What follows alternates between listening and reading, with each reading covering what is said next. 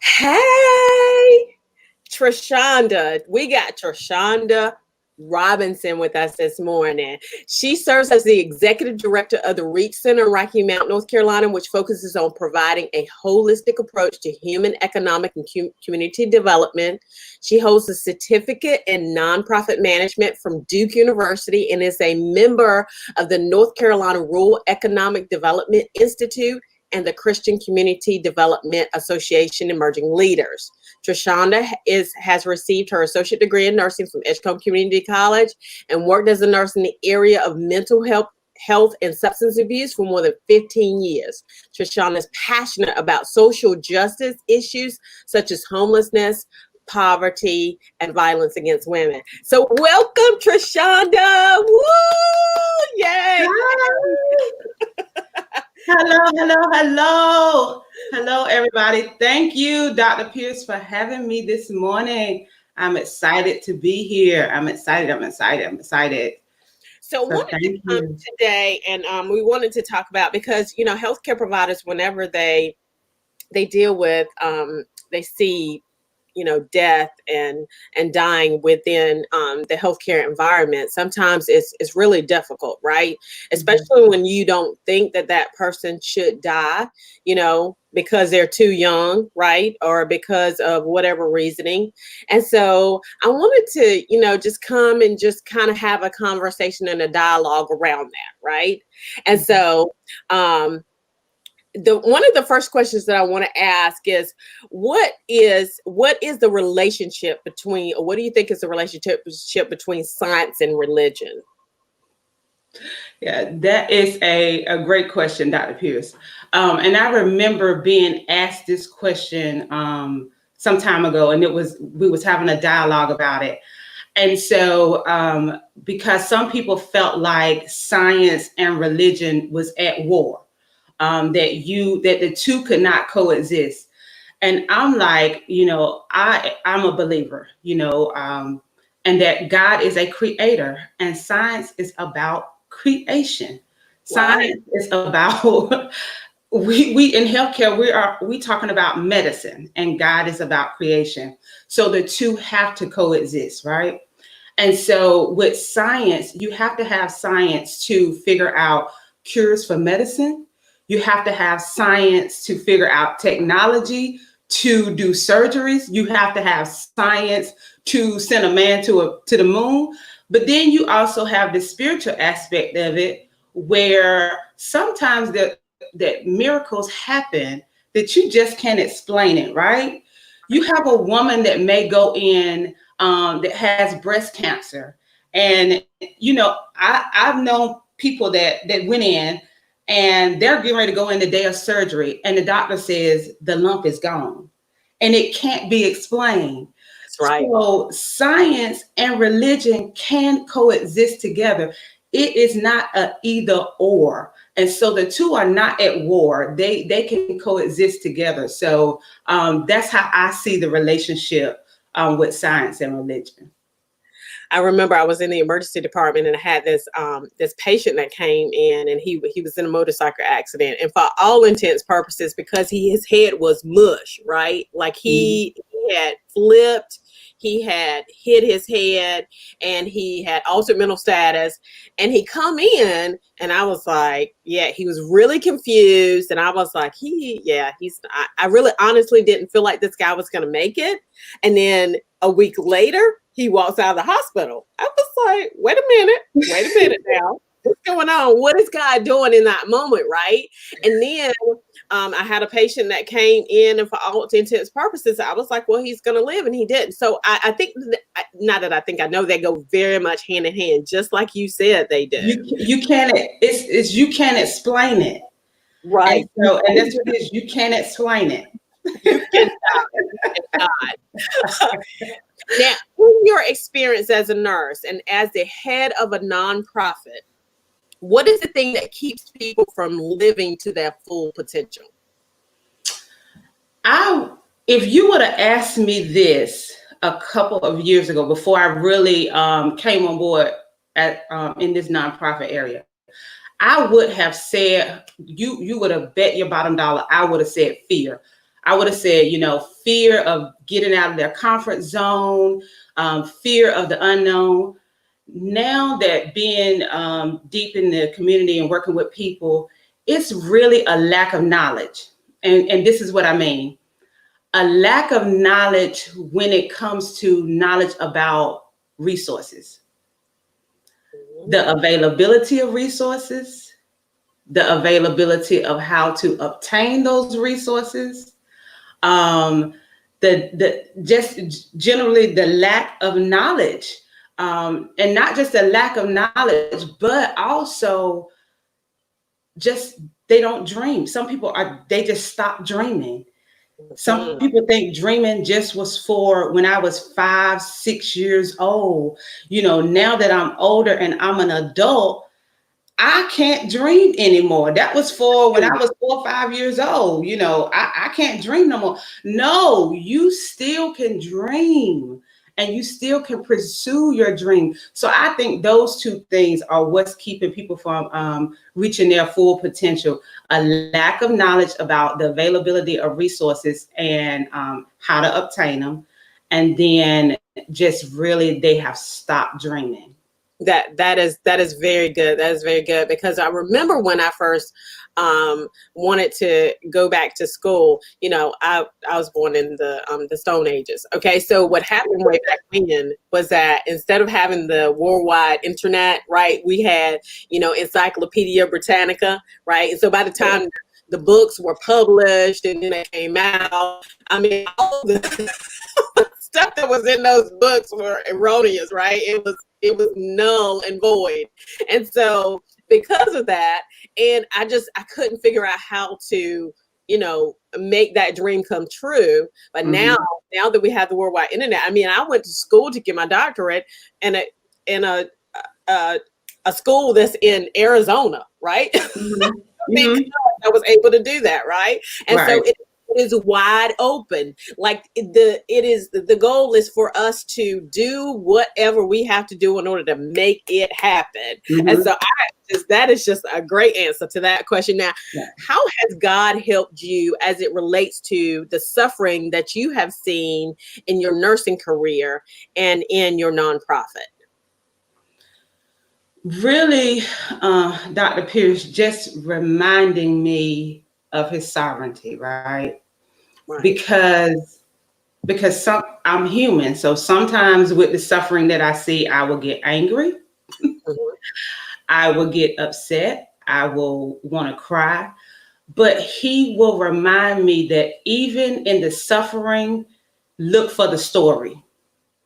That even in the mess, look for the message. That there is this thread of hope in all of it. And he's using all of it. So he will remind me, look for the thread in all of it because I'm using it all. And that's what gives me hope. And then he'll always remind me of something that he done, right? And that gives me that hope. That gives me that reminder of, God is still good and he's still sovereign. And to keep moving forward. Yeah. That is really, really good. I love that because, so many times we go through these messes and we think that we can't come out of it. No. When you are weak, God is strong. Right. And I'll throw in the towel and he throw it back. He'd be like, nope. Not yet. Now, most healthcare providers are empaths. When we see death, dying, and the world hurt, tell us one way that we can reconcile those feelings. Do not numb yourself from them. We are so used to making space for other people to feel what they feel, but we don't make space for ourselves. So the way we reconcile and make harmony or peace with what we're feeling is to deal with the feelings that we're feeling. That, I mean, is that, to me, I don't want to say it's that simple, but that's just what it is. Deal with the feelings that we're feeling. If we're angry about it, if we're upset about it, because they're going to happen, address it, whether it's addressing it with a friend, a coworker, another healthcare provider, but understand that it's okay to feel what you're feeling, but don't try to numb it, because they're going to be there, because we're going to feel them. We're nurturers. Right. We're nurturers, but that's how we reconcile them. You know, they're going to be there, but just don't try to compress them down, because the more that they build up, they're just going to eventually destroy you. And that's suffering in silence, right? You don't want to suffer in silence. Mm-mm. You want to make sure that, someone knows that you're able to talk it out, that you're able to do those things, that you're able to make sure that, this person knows that I'm struggling right now. And whether it's you go to God, or whether it's you go to your friend, Mm-hmm. whatever you do, it is, sometimes it can be a struggle, but I think that suffering in silence is what most people do, or what most healthcare providers do. And that leads to, unhealthy behaviors and unhealthy feelings and so on and so forth. Right. Now, what are the things that you feel like prevent people from tapping into their spiritual side? For one, I think people have a wrong thought when you talk about spiritual side, right? Some people think spooky. You say spiritual, their thoughts go everywhere. You say spiritual, they thinking ghosts and goblins and all this other stuff, and so they like, I don't want to have nothing to do with that. Some people have been hurt in the name of spirituality, and so they don't want to have anything to do with it. But then I also, I love anybody who know me. I love talking about Maslow hierarchy of needs. Mm-hmm. So when we talk about Maslow, we know that people really don't get to that level of self-actualization, that tapping into that spiritual side. It's until they have got like these basic needs met, they are feeling loved. They really have a hard time getting to that level. So when you have a person that they're trying to figure out how I'm gonna get my kids fed, they're trying to figure out where I belong, they're still trying to figure out purpose. Sometimes it's kind of hard to really tap into that spiritual side. And so you just gotta kind of look at the whole person when we're talking about tapping into that spiritual side. Some people may jump into it quick, but some people it may take a little longer, especially when they got those other layers that need to be met before then. So. Yes. I thought that it was really insightful when Pastor Gabe first came to Rocky Mount, and he one of the things that he said was that we have to feed people first, right? And so for Bible study, he used to feed. We used to get fed, right? By Miss Christine, who that cooking was amazing, right? Right. And so we would get fed first, physically, so that we could get fed spiritually. Right. Once you tap into that spiritual side, then sometimes you can avoid that physical food, but because God is life, God is water, mm-hmm. God is food, God is what you need. But until you get to that point, then you are you have to struggle past that. So we're an all-inclusive company. There are those that will listen to this conversation that don't believe in God. What can you tell them about your experience to really let them know that God is alive and well? There are two, when I talk to people, Viola, I used to, and I'm not saying we don't give people scripture, because you give people the word. You give people the word of God. But one thing I also truly believe is what the scripture says, is that we are overcome by the blood of the Lamb and the power of our testimony. And that we are, living epistles, right? So I sit down with people all the time who sometimes say, you don't understand my struggle, or and you don't know what I've been through. Are They are watching my life, right? They Right. want to see this God that I'm talking about, right? So people come to know sometimes the God that we talking about just by the life that we live in, right? And about the stuff that come out of our mouth. So a lot of times I share my testimony. And one of them especially is around my passion around mental health, substance abuse. One of my reasons why I love working with people around substance abuse is because of my own struggle at one time with alcoholism, and God delivering me instantly, going from, I was the nurse who had to have a drink when I got off work because that was the only way I could cope. So you talking about being an empath and holding on to all the stuff that you saw in your environment, that was me. And the only way I saw that I could deal with it was through drinking, right? And so God delivering me from that and from cigarettes instantly. And then the other thing was, so I knew God was alive and well. And then the other thing was I got diagnosed with, I woke up one morning and had Bell's palsy, could not talk, didn't know what it was, went to the doctor. The doctor told me what it was. And he told me, Viola, he said I was in my last year of nursing school. And the doctor told me that my speech would never be normal again. And so I was eating soup with a straw, eating soup with a straw. And I was getting up every morning in the mirror, practicing my alphabet in the mirror.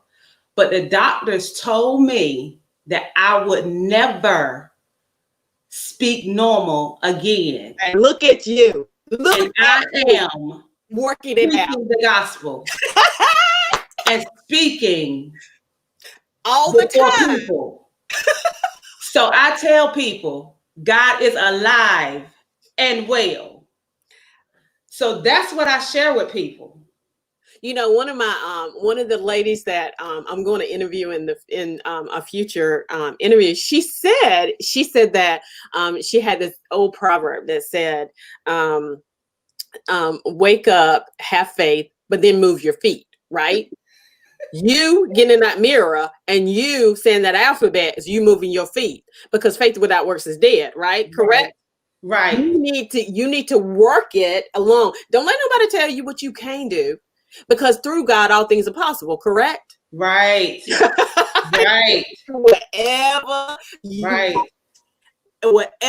you want. Oh my God, I love that story. And I think that it is really, really enlightening for you to be able to come here and for you to be able to say that, for you to be able to say and have that vulnerability to say, I was a nurse that went home and took a drink every night, right? Because that's what a lot of nurses do. That's what a lot of healthcare providers do, because they can't deal with the stuff that they have to see on a daily basis. Right. It's almost like, it's post-traumatic stress syndrome, or it's disorder, or secondary trauma syndrome. It's hard, right? It's hard to deal with those things.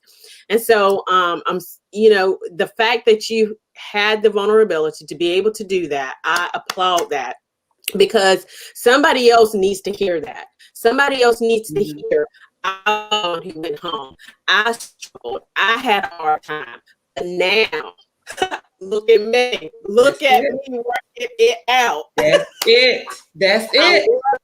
I love it. I love it. Now, in your healthcare experience, what would be one thing that you decided based on your moral compass and religious beliefs that might not have been popular? It really, just to really kind of, I think I just have always been one that just kind of tried to stay on the straight and narrow and just If it was wrong, it was wrong. It did not, it did, because my conviction wouldn't let me do cut corners. Right. Right. Because I'm like, I don't care. God can see me. That's My right. conviction just wouldn't let me cut corners. So I just couldn't. So whether it was doing something to try to speed up a process, or I just couldn't do it. My religious belief, my just saying God sees me. I don't care. I just couldn't do it. And so this is how I lived it. We had this process where whenever we put in a Foley catheter, because our caudis were higher, and we had a process where we had to have another nurse sign off on that. No, not even that. Let's just go back to the whole drug encounter, pulling up drugs, right? So whenever you pull up a narcotic, those who are watching who are not in healthcare, whenever you pull up a narcotic, you have to waste. If you have to waste a part of that, you have to have somebody see you waste a part of that narcotic, right? Yeah. Because you could potentially take that narcotic and dump it into yourself. And so people would ask me, they would be like, can you sign for me? I'm gonna sign for you, but I'm still gonna watch you, okay? And I would stand there and they would look at me like I was crazy, because they were like, you don't trust me? Yeah, I trust you, but this is for your good.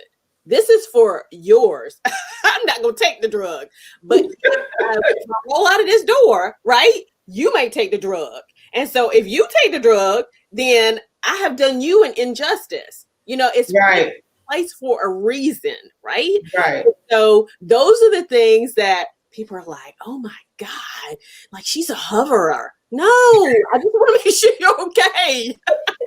I got tore out of that frame, and I'm like, this is okay. I promise you. I promise you.